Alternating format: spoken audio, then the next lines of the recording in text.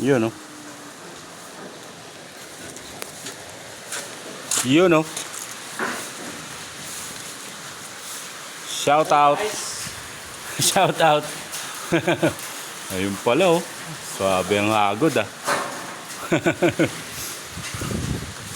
Ay, sila Kuya Rolo doon. Bakit? Meron bang eksena?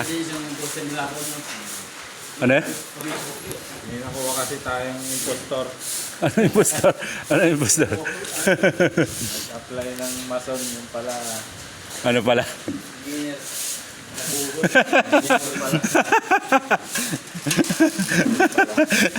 Dengoy ba? Dengoy?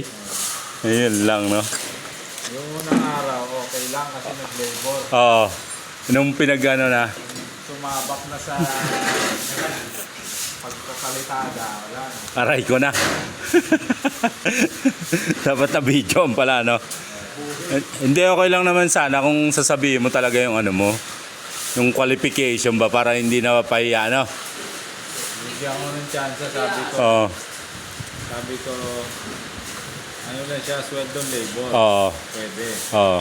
Tapos, sasabay ka nila, ang sahig, paisahig, Oo. para mahasa siya. Oo. Eh tapos, Ayun, hindi na pumasok. ba, ang gusto talaga pang ano na, pang professional, ah. Hindi pa pwede. Eh, ayaw niya pa yun, bibigyan siya ng chance, di ba? Para ma-practice, di ba? Pagkakataon na yun, di ba? At least may sweldo na, di ba? Eh, Sa iba kasi,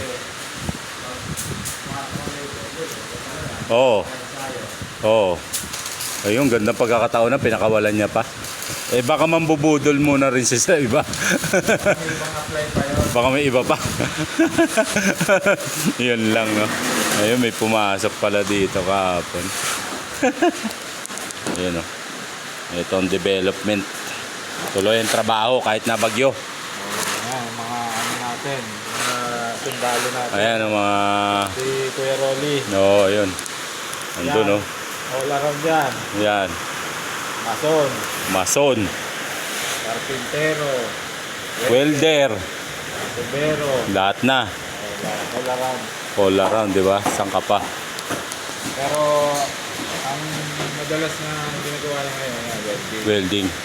Yan, para sa forma ng ano, ng balkonahe. Para mabuhusan na rin kagaya nito. Ayan. Ito yung mga ano natin.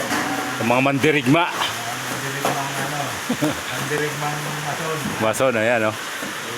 Jerry, napaka-solid. Ayan, oh. Tingnan nyo naman ang hagod, no? Pulido. Pulidong pulido. Ayan, shout out.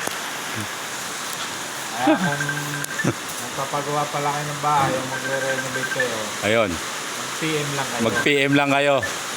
At gagawin natin ang bahay nyo, ang dream house nyo. No? Pupuliduhin natin yan.